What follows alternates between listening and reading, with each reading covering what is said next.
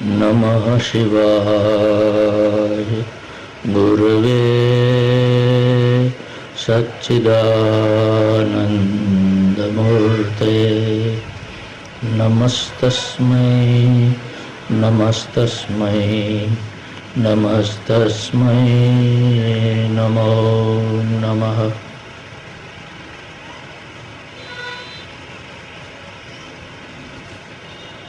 सज्जनों, माताओं, बंधुओं, भगिनीओ, बाळको सर्वने सस्ने जय भगवान।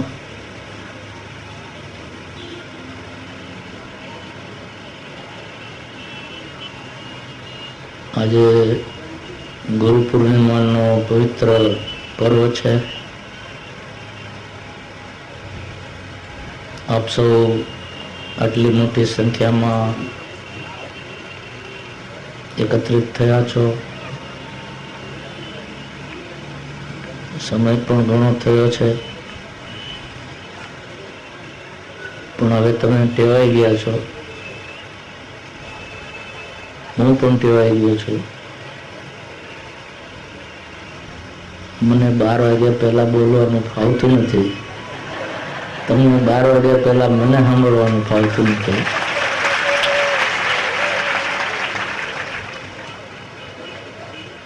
पण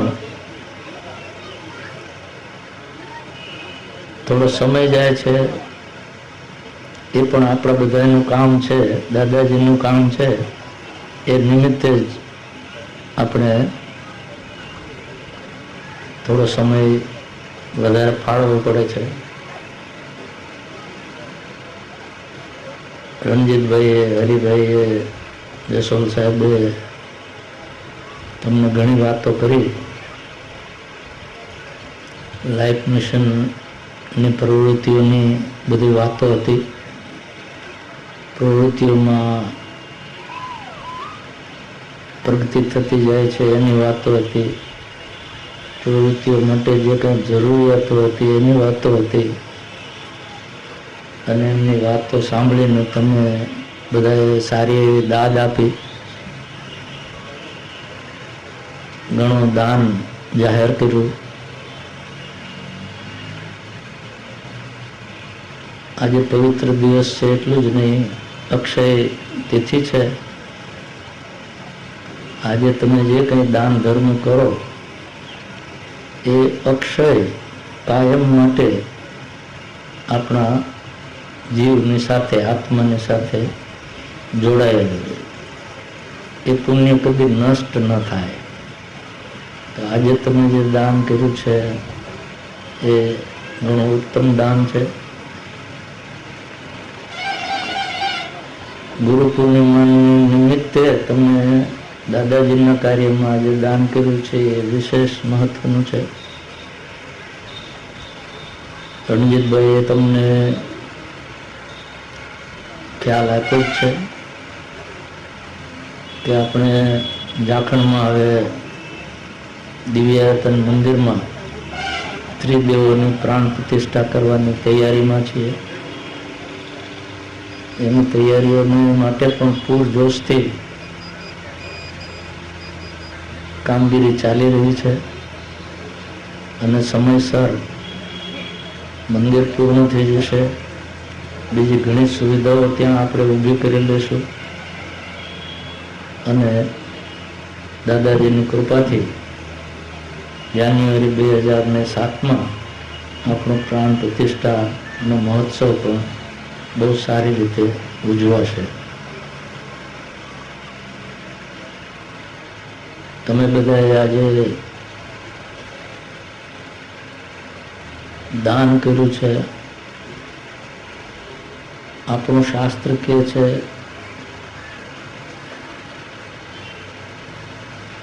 કે આપણે જે કંઈ કમાઈએ છીએ એમાંથી ભગવાનનો ભાગ અવશ્ય કાઢવો જોઈએ।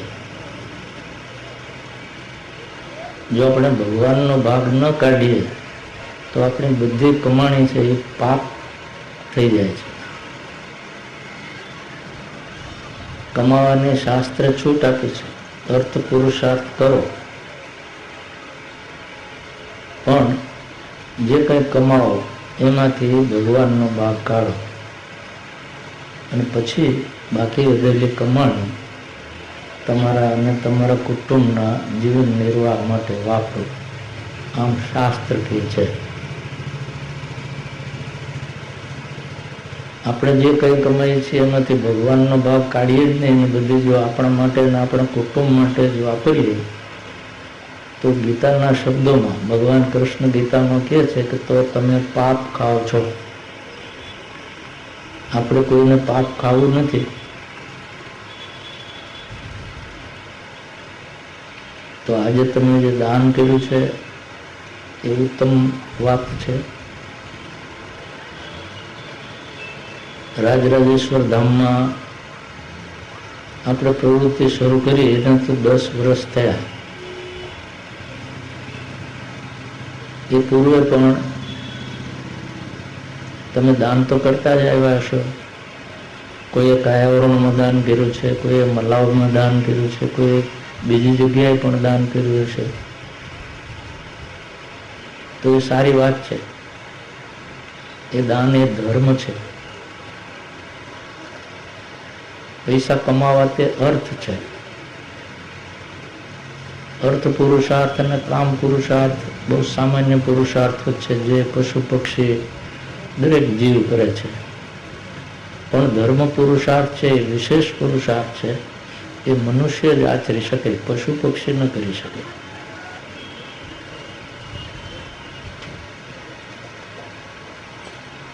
મોક્ષ પુરુષાર્થ છે એ સૌથી વિશેષ અને અઘરો પુરુષાર્થ છે.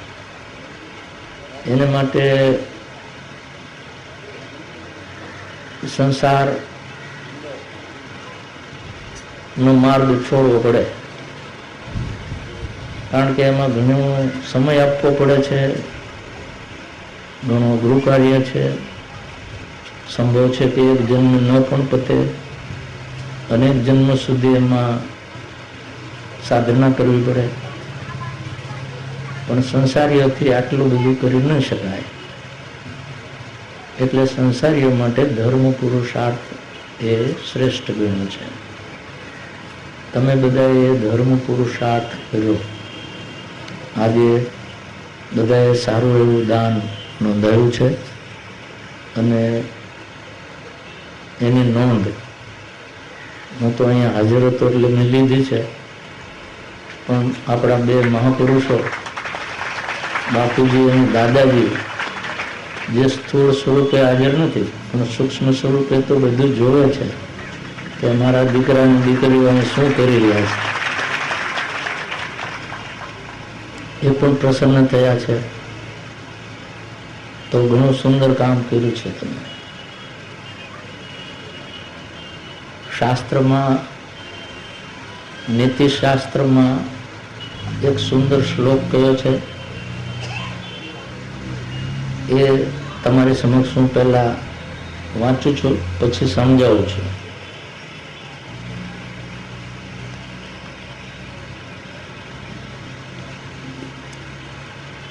શ્લોકમાં કહ્યું છે કે ચલા લક્ષ્મી ચલા પ્રાણાસ ચલે જીવિત મંદિરે ચલા ચલે ચ સંસારે ધર્મ એકો હિ નિશ્ચલ. ચાલવાની વાત આવી છે એમાં. ચલા લક્ષ્મી, લક્ષ્મી ચલિત છે, ક્યાંય સ્થિર રહેતી નથી. જો આજે તમારા ગજવામાં સ્થિર રહી, કોઈ બી તમારા ગજવામાં સ્થિર રહી, સવારથી સાંજ સુધીમાં તમે હિસાબ રાખો છો તો સ્થિર રહે છે? કાં વધે છે ને કાં ઘટે છે, પણ સ્થિર રહેતી નથી. આપણે ઈચ્છીએ કે રોજ આપણા ગજવામાં વધે, પણ રોજ ઘટે છે ને. તો લક્ષ્મીનું તો એવું છે, એ સ્થિર નથી, એ ચલ છે. ચલા પ્રાણાસ, આપણો પ્રાણ છે એ પણ ચલિત છે, શ્વાસોશ્વાસ આપણે લઈએ છીએ, પ્રાણવાયુ લઈએ છીએ, સ્થિર થઈ જાય તો આપણને કોઈને ગમે? કોકનો થઈ જાય એનો વાંધો નહીં, પણ આપણું સ્થિર થઈ જાય કોઈને ગમે નહીં. તો કે છે પ્રાણ પણ ચલિત છે. હું તો પ્રાણ સ્થિર થઈ જાય ને એટલા માટે જ મહેનત કરું. તમને ગમતું નથી, તમારો પ્રાણ સ્થિર થઈ જાય તમને ગમતું નથી, પણ હું એ જ કોશિશ કરું છું મારો પ્રાણ જલ્દી સ્થિર થઈ જાય. તમે તાલીઓ એની પડી કે હા સર મુનિજીનો જ થશે, આપણો નહીં થાય.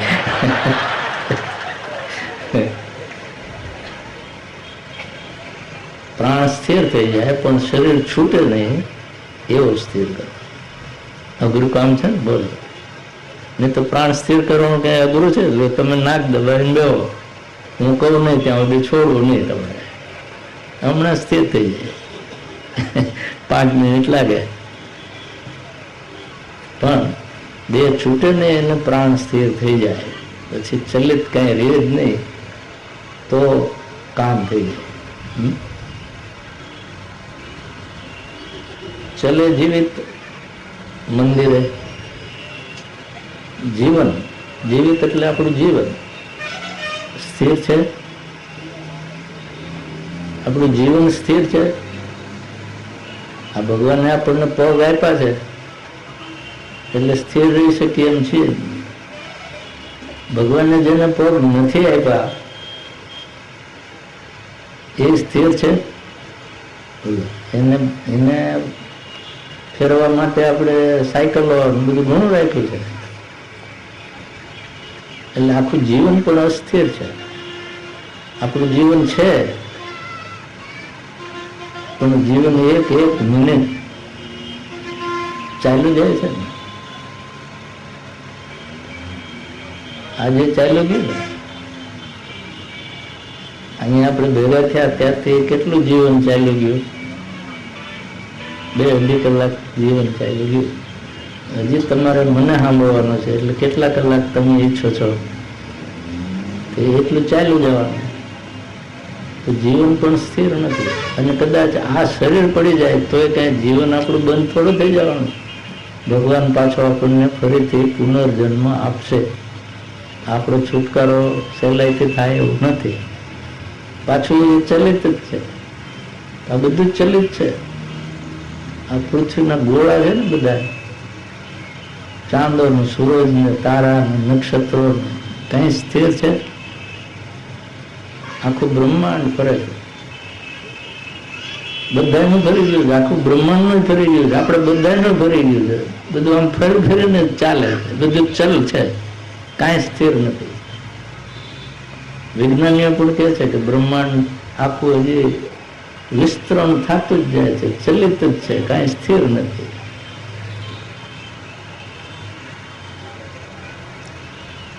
અને ચલે મંદિરે. મંદિર એટલે શું? આપણે દિવ્યાયતન બાંધ્યું નહીં.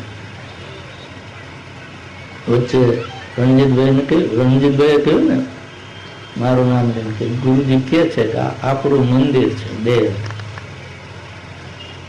એ પણ ચલિત છે, ચલાયમાન છે. કેટલા દેહ આપણને મળી ગયા આપણને ખબર છે? અત્યારે જે મળ્યો છે એને આપણે જાણીએ છીએ, આગળ મળી ગયા એને આપણે જાણતા નથી, હવે પછી જે મળવાના છે એને આપણે જાણતા નથી. ભગવાન સારો માણસ છે કે આપણે જાજુ યાદ ન રાખવું પડે, એટલે એક જ દેહને યાદ રાખવાનું, આગલાને બોલાવી દે. નહીં તો આગલા એટલા બધા દેહ થઈ ગયા છે, આપણે કદાચ લાખો જન્મ લઈ લીધા છે, એને આપણે અત્યારે યાદ કરવા જઈએ ને તો હું આગળ કોણ હતો એ આપણને જ યાદ આવે એમ નથી. તો દેહ પણ ચલિત છે. ચલા ચલે સંસારે. આ આખો સંસાર પણ ચલાયમાન છે, ચલિત છે. સંસાર એટલે આપણો ઘર વ્યવહાર, કુટુંબનો વ્યવહાર, સમાજનો વ્યવહાર, દેશનો વ્યવહાર, આપણા બધા સંસારિક સંબંધો આ બધું ચલિત છે. આપણે એક વખત કોકના પુત્ર હોઈએ છીએ, એ રોલ ભજવીએ છીએ. કોકના ભાઈ હોય છે, બહેન હોય છે, એ રોલ ભજવી લે છે. પછી કોકના પતિ પત્નીનો રોલ ભજવી લઈએ છીએ. પછી કોકના પિતા માતાનો રોલ ભજવી લઈએ છીએ. પછી કોકના સાસુ સસરાનો રોલ ભજવી લઈએ છીએ. કોક સાસુ વહુનો રોલ ભજવી લે છે. આવા બધા રોલ ભજવી લે છે ને. પણ જે વહુ છે એ કાયમ વહુ રહે છે, સાસુ થાય છે. અને જે સાસુ છે એ પહેલા સાસુ હતી. બધા રોલ આવે ને જાય, બધું ચલાયમાન છે. તો છેલ્લે કે છે કે ધર્મ એકો હિ નિશ્ચલ. આ જગતમાં કાંઈ જો સ્થિર હોય, નિશ્ચલ હોય, અચલ હોય તો માત્ર ધર્મ છે. બોલો, આટલી બધી વાતો આવી ગઈ. લક્ષ્મીની વાત આવી, પ્રાણની વાત આવી, આપણા જીવનની વાત આવી, આપણા દેહની શરીરની વાત આવી, આપણા સંસાર વ્યવહારની વાત આવી. આ બધું ચલિત છે. ફક્ત એક ધર્મ એવી ચીજ છે જે અચલ છે. આ બ્રહ્માંડ આખું અચલ છે, ચલિત છે, પણ ધર્મ એક અચલ છે. જે ચલિત છે એ લાંબુ ટકવાનું નથી. એનો અંત છે, એનો નાશ થવાનો છે. લક્ષ્મી લાંબુ ટકવાનું નથી, એનો નાશ થવાનો છે. પ્રાણ લાંબુ નહીં ટકે, એનો નાશ થશે. પ્રાણ એટલે આપણું જીવન, ચેતન. આપણો દેહ નાશ થવાનો છે. આપણું જીવન નષ્ટ થવાનું છે. સંસારના બધા વ્યવહારો નષ્ટ થઈ જવાના છે. કેટલી પેઢી આગળ, કેટલી કુટુંબો આવી ગયા આ જગતમાં, કેટલી સાસુઓ આવી ગઈ, કેટલી વહુ આવી ગઈ, એ બધી હાલી ગઈ. હવે નવી સાસુ, નવી વહુ, એ હાલી જશે. પાછી બીજી નવી સાસુ, નવી વહુ. પણ આહુનો ક્રમ ચાલુ રહેશે. ધર્મ છે એ નિશ્ચલ છે. સાસુનો ક્રમ સમજવા જેવો છે. તમને બધાને એટલી તો ખબર છે કે સાસુ અને વહુના સંબંધ વિશે કમસે કમ ભારતમાં ઘણું ઘણું કહેવાયું છે. કથાકારો એની વાત તો કરે જ, જેમ આજ મેં કરી તેમ. એનું મહત્વ ઘણું છે. આ જેમ વાંચ્યું ને કે પ્રાણ પ્રતિષ્ઠાની પૂજામાં બેસવાનું મહત્વ કેટલું, કે 770 પેઢી આપણી તરી જાય. એમ હાહુ થવામાં મહત્વ છે. એના ઝઘડાનું મહત્વ છે. 770 પેઢી સુધી ઝઘડે. જો હામાં મળી જાય તો એવું કેમ છે? તો એને માટે તમને બધાને આશ્ચર્ય થશે. મને આશ્ચર્ય થયું. મેં એક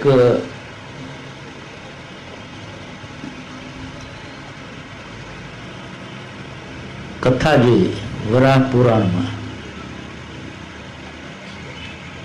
હું તો કંઈક બીજા હેતુસર વાંચતો હતો, પણ વરાહ પુરાણમાં એક કથા વાંચવામાં આવી મારી. એમાં ધર્મ વ્યાધનું ચરિત્ર આવે છે. વ્યાધ એટલે શિકારી. જંગલમાં રહેતા હોય માણસો,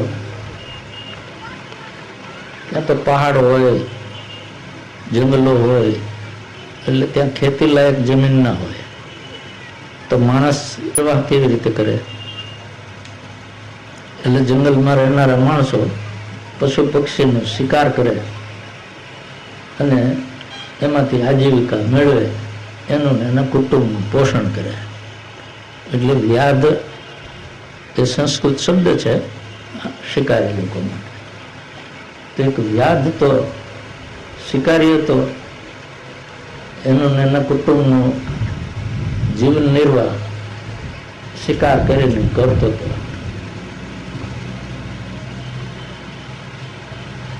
પણ જોજો, શિકાર કરે એટલે માણસ સાત્વિક નથી હોતો, પાપી હોય છે એવું આપણે માની લેવાની ભૂલ ન કરવી જોઈએ.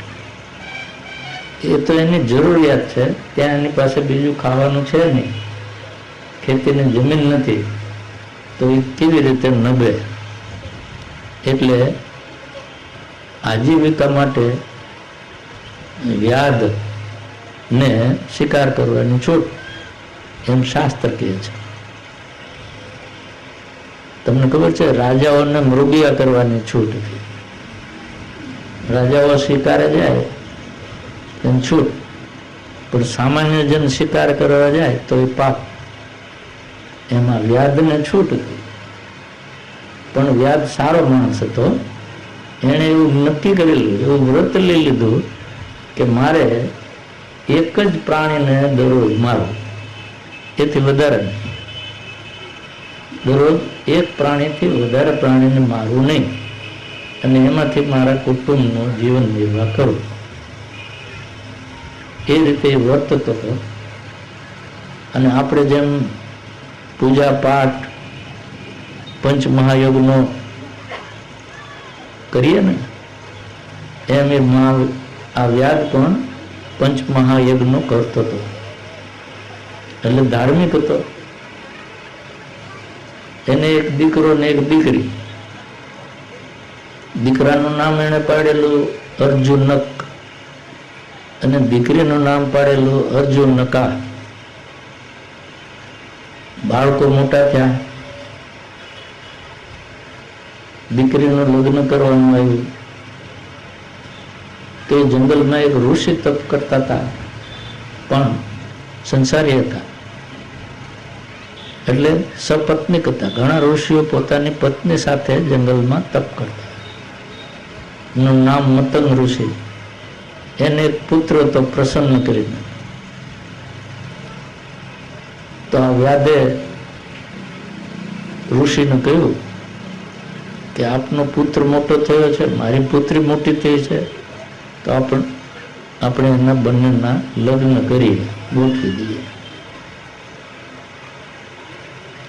વ્યાધ સાત્વિક હતો, એ વાત સાચી. એટલે ઋષિએ કહ્યું કે ભલે, મને વાંધો નથી. એટલે બેના લગ્ન કરી આપ્યા. અર્જુન સાસરે ગઈ અને પતિની સાસુ સસરાની સેવા કરવા માંડી.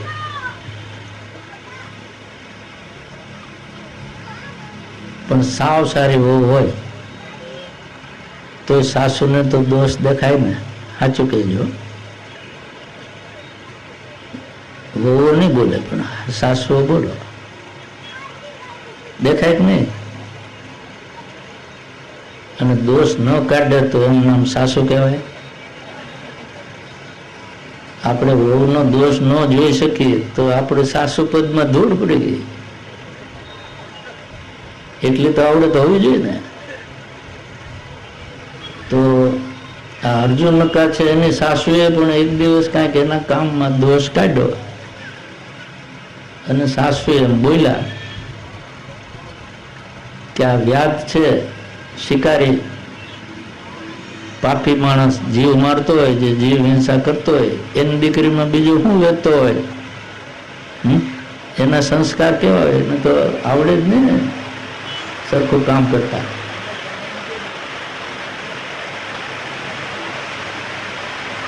દાદાજી પ્રસન્ન થયા એમ માનજો.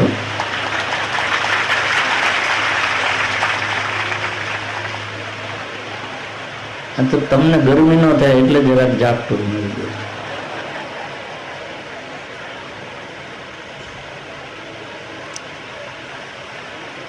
એની સાસુની આવી ટકોર સાંભળી તો તો બધી વહુને એમ જ થાય કે મને કેવું હોય કયો, પણ મારા મા બાપને કાંઈ ન કહો. બરાબર ને? જે વહુ રહી ચૂક્યા છે એને ખબર છે, નવીને તો હજી હવે અનુભવ થશે. એટલે અર્જુનને કારણે ખોટું લાગ્યું, એટલે એના પિતાના ઘરે ગઈ. પિતાએ પૂછ્યું, કેમ દીકરી, કઈ કામે આવી? તો કે નહીં, મને આવું મારી સાસુએ કહ્યું કે આવું જીવ હિંસા કરતો હોય એવા પાપી માણસની દીકરીને બીજા શું સંસ્કાર હોય? તો મારે તો કંઈ વાંક હતો જ નહીં, હું તો બરાબર સેવા કરતી હતી, પણ આવું બોલ્યા એટલે મને ગમ્યું નહીં. એટલે વ્યાદ કે સારું તું રે ઘરે.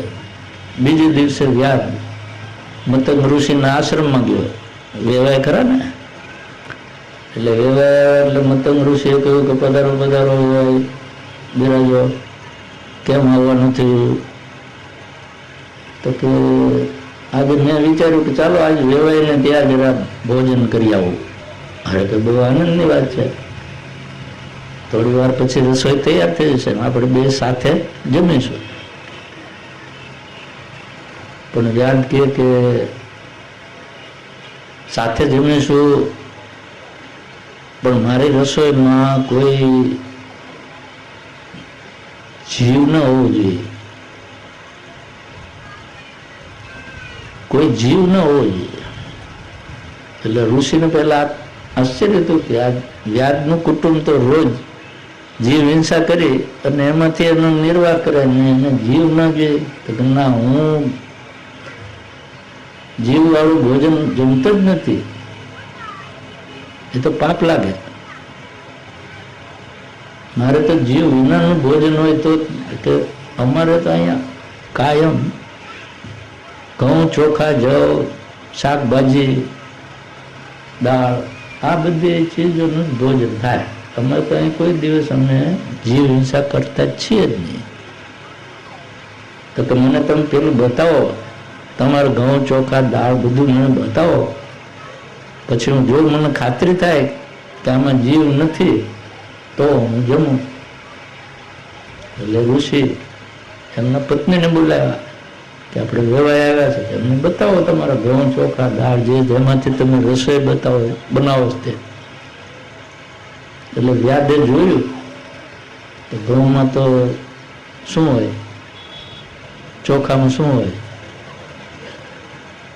તમે જે રોજ જોવો છો એ જ હોય ને.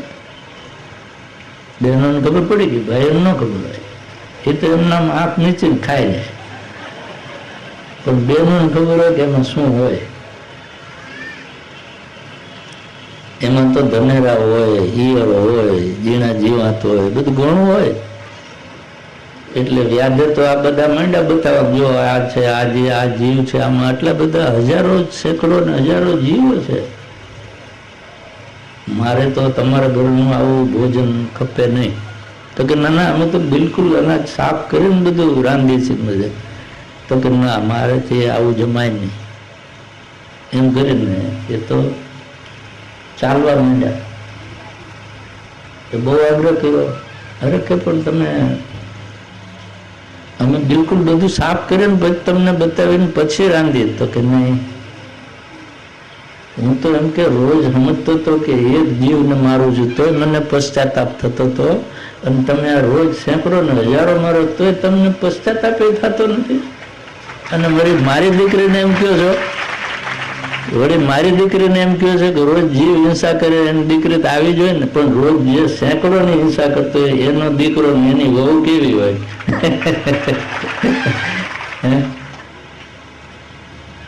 એટલે એની સાસુને એમ થયું કે હું આમ બોલી હતી તેમ મારી વહુએ એમ ફરિયાદ કરી. એટલે એ સાસુએ ઠપકો આપવા માંડી ગયા વેવાય. એટલે વેવાય તો ભલે વ્યાધ હતો પણ સાત્વિક માણસ હતો, ભક્તિ કરતો હતો, ધર્મ આચરતો હતો, પંચ મહાયજ્ઞ કરતો હતો. એને શ્રાપ દઈ દીધો, એને શ્રાપ દઈ દીધો. કોને? આખા જગતને. ઋષિ પત્નીને જ નહીં ફક્ત, એ વ્યાધના મોંમાંથી જે વાત નીકળી તે વરા પુરાણમાં લખી છે. એ કહે છે કે આ જગતમાં કોઈ સાસુને ક્યારેય કોઈ વહુ ઉપર વિશ્વાસ નહીં બેસે, અને આ જગતમાં કોઈ વહુ ક્યારેય સાસુ જીવિત રહે એવું ઈચ્છશે નહીં. બોલો, આ વ્યાધે તમારા મનની વાત કહી દીધી ને. બોલો, આ મેં વાંચ્યું ને તો તમે હશે એનાથી હું વધારે હસેલો. પણ આ ખરેખર જે શબ્દો લખ્યા છે વ્યાધના શાપમાં એ મેં સાંભળેલું. એટલે તમે જે કંઈ કરી રહ્યા છો એ વ્યાધના પ્રતાપે કરી રહ્યા છો. કાંઈ હરકશોક મનમાં રાખવો નહીં. હવે તમને છૂટ છે. આ તો વ્યાજે લાયસન્સ આપી દીધું છે કે તો આમ જ ચાલે. ઠીક, આ તો થોડુંક તમને આટલું બધું મોડું થયું છે ને તો પછી બહુ સિરિયસ ન થઈ જાઓ એટલે જરા હશે. આપણે વાત તો આ શ્લોકની કરતા હતા કે સંસારમાં બધું ચલાયમાન છે પણ ધર્મ એક એવો છે કે જે નિશ્ચલ છે. હવે ધર્મ છે તો આપણે પાછો ધર્મને યુગ બળની રીતે વિચારવો પડે. આપણે અત્યારે કળિયુગમાં જીવી રહ્યા છીએ. આપણી પહેલા દ્વાપર યુગ ચાલતો હતો, કળિયુગ પહેલા, એની પહેલા ત્રેતાયુગ ચાલતો હતો ને એની પહેલા સત્યયુગ ચાલતો હતો. તો સત્યયુગ, ત્રેતાયુગ, દ્વાપર યુગ અને કલિયુગ એમ 4 યુગ છે. એ ચારેય યુગ જેમ આગળ વધતા જાય એમ ધર્મમાં, સત્યમાં અને આયુષ્યમાં ઘટાડો થતો જાય એમ શાસ્ત્ર કહે છે. ધર્મશ્ચ સત્યમ આયુષ્ચ તુર્યાંશેન કલૌ યુગે. શું કહે છે? ધર્મ ચ એટલે કે ધર્મશ્ચ, સત્યમ એટલે સત્ય, આયુ ચ એટલે આયુષ ચ. ધર્મ, સત્ય અને આયુષ આ 3 ચીજ તુર્યાંશેન. તુર્ય એટલે શું? તુર્યા અવસ્થા છે. આપણે કહીએ ને જાગ્રત, સ્વપ્ન અને તુર્યા. તુર્યાને ચતુર્થ અવસ્થા કહેવામાં આવે છે. એટલે તુર્યાનો એક અર્થ છે ચતુર્થ. હવે તુર્યા અંશે ન એટલે કે ચોથા અંશથી, ચોથા ભાગથી. કલૌ યુગે, કલિયુગમાં ધર્મ, સત્ય અને આયુષ ચોથા ભાગના છે શ્રેય. સત્યયુગમાં સંપૂર્ણ, એનાથી ચોથા ભાગના કલિયુગમાં ધર્મ, સત્ય અને આયુષ છે શ્રેય. આપણા શાસ્ત્ર કહે છે કે સત્યયુગમાં મનુષ્યની આયુષ્ય 400 વર્ષનું હોય છે. સત્યયુગમાં મનુષ્યનું આયુષ 400 વર્ષનું. પછી ત્રેતાયુગ આવે ત્યારે મનુષ્યનું આયુષ 300 વર્ષનું થઈ જાય. એટલે 100 વર્ષ ઘટી ગયા, એક ભાગ ઘટ્યો. પછી દ્વાપર યુગ આવે એટલે મનુષ્યનું આયુષ 200 વર્ષનું થઈ જાય, એટલે અડધું થઈ ગયું, 2 ભાગ ઘટી ગયા. પછી કલિયુગ આવે એટલે મનુષ્યનું આયુષ 100 વર્ષનું થઈ જાય, ચોથા ભાગનું થઈ ગયું, 400 નથી. હવે 100 તે કોક નસીબદાર માણસ હોય તો ત્યાં પહોંચે, નહીં તો હવે તો મોટા ભાગના વિકેટ 100 પેલા પડી જાય. સેન્ચુરી તો તેંડુલકર જ કરે. જે ડોસા સેન્ચુરી કરી ગયા એ બધા તેંડુલકર, અને આપણે બધા ગાંગુલી. ક્રિકેટની ભાષામાં બોલો, તમને એમ ખબર પડી છે ગુરુજી આ જાણે છે. એટલું શાસ્ત્રની વાત નથી કરતા, ક્રિકેટની પણ વાત કરી જાણે. તો આ બૃહદ પરાશર સ્મૃતિમાં એમ કહ્યું છે કે જેમ આયુષ્ય ચોથા ભાગનું થઈ જાય છે, એમ આપણું સાચું બોલવાનું પણ ચોથા ભાગનું થઈ જાય. તમને બધાને નિરાશ થઈ કે હાશ વાંધો નહીં, 3/4 તો બોલી હવાય. સમજાય ને? 3/4 તો એમ કે ખોટું બોલી જાય, પા ભાગનું જ સારું બોલવાનું. સાચું લાયસન્સ મળી ગયું ને કે આ તો કળિયુગમાં છે ભાઈ. શાસ્ત્ર કે છે કે તમારે ચોથા ભાગનું સાચું બોલવું, 3/4 ખોટું બોલવું. એનો અર્થ એમ નથી, એમ કે છે કે માણસ એવો થઈ જશે કે એને જૂઠું બોલવાનું ફાવી ગયું છે, એટલે નથી ભૂલમાં જ 1/4 સાચું બોલી જવાય, બાકી તો લગભગ એ જૂઠું જ બોલે વિચાર કરીને. આ તો જેમ 100 વર્ષનું આયુષ કહ્યું ને, પણ 100 બધા જીવતા નથી, એમ 1/4 સત્ય બોલવાનું કહ્યું, પણ 1/4 છે આપણે બધા બોલતા નથી. એમાં કન્સેશન લઈ લીધું છે આપણે. એવું ધર્મ આપણે જેટલો કરવો જોઈએ એનાથી ચોથા ભાગનો અત્યારે કરી શકીએ છીએ, તે એમાં ઓછો કરીએ છીએ, પણ વધારે નહીં. તો આ ધર્મ છે, અચલ છે, પણ કળિયુગમાં આપણી આ મુશ્કેલી છે.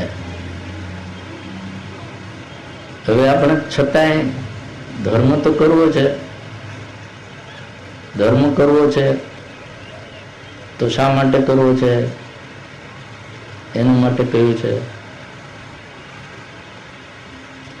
કે ધર્માદર્થમ ચ કામમ ચ મોક્ષમ ચૈવ ત્રયમ લભેત. આ પદ્મ પુરાણનું વાક્ય છે કે ધર્માદ અર્થમ પૈસો, ચ કામમ આપણી જે કામનાઓ છે, બંગલો જોઈએ છે, મોટર જોઈએ છે, બેંક બેલેન્સ જોઈએ છે, ઘરેણા ગાંઠા જોઈએ છે, જમીન જોઈએ છે, વાડી વજીફા જોઈએ છે, આ બધું જોઈએ છે ને, ફ્રીજ, એસી, ટીવી, એ બધું એ કામના છે, પણ એને માટે પાછો અર્થ પણ જોઈએ. ધર્માદ અર્થમ ચ કામમ ચ મોક્ષમ ચૈવ ત્રયમ લભેત. બોલો, ધર્મ જો કરો તો અર્થ, કામ અને મોક્ષ આ બધું પ્રાપ્ત થાય એવું છે. મોક્ષ પુરુષાર્થ કરો તો એકલો મોક્ષ પ્રાપ્ત થાય, અર્થ પ્રાપ્ત ન થાય, કામ પ્રાપ્ત ન થાય. કારણ કે મોક્ષ પુરુષાર્થમાં તમારે સંસાર છોડી દેવાનો, મારી જેમ આવું કરાવી લેવાનું, પછી અર્થ ને કામ શું પ્રાપ્ત થાય? જેની પાસે હતા એને આપ્યા, ને જેને લેવાના હતા એને લઈ લીધા. આપણે તો જોયા જ કર્યું. અમારે દેવું અહીં પગે આવે ને બીજું લઈ લે, એક મૂકે ને બીજું લઈ લે, આમ નજર જ આમ કરવાની, બીજું કઈ કરવાનું નથી. બધા કે કેટલા આવ્યો, પણ જે લીધા એને ખબર, લીધા એને ખબર. હા, અમારે તો અમે તો એટલું જ જોયું કે લક્ષ્મી ચલિત છે, ચલા લક્ષ્મી, કે ઇધર છે ઇધર ચલા, ઇધર છે ઇધર ચલા. તો મોક્ષ જો પુરુષાર્થ તમારે આચરવો હોય અને મારી જેમ સંન્યાસ લઈને આશ્રમમાં બેન સાધના કરવી, તો અર્થ પુરુષાર્થ, કામ પુરુષાર્થ એ કઈ મળે નહીં. અને પછી ધર્મ પુરુષાર્થ કરવાનો રહેતો નથી. એટલે મોક્ષ પુરુષાર્થ કરે ને એકલો મોક્ષ જ મળે, પણ ધર્મ પુરુષાર્થ કરે તો અર્થ, કામ અને મોક્ષ આ ત્રણેય પ્રાપ્ત થાય. જો તાર મૂર્ખ માણસ કોણ? હું તમે. 3 મળે એવું કરાય, 1 મળે એવું કરાય? સાચું કહી દઉં.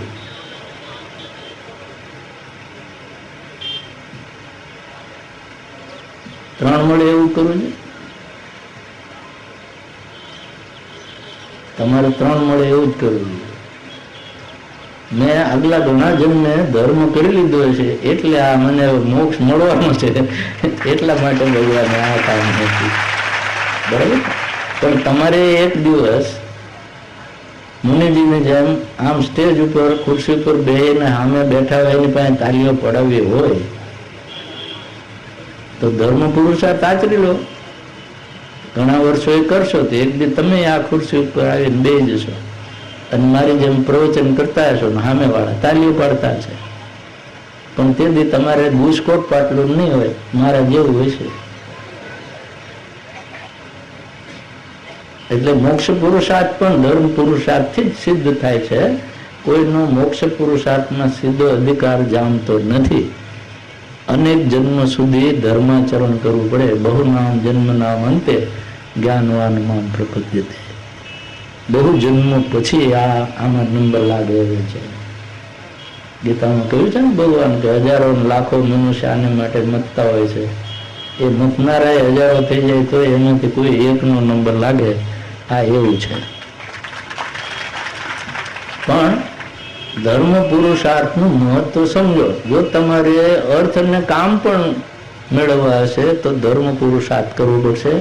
અને આ 100% ટ્રુથ છે. તમે બધા એમ માનો છો કે પૈસો પેલા કમાઈ લ્યો, અર્થ અને કામ પછી ધર્મ તો આપણને ટાઈમ મળશે ને એટલે કરવાનો જ છે.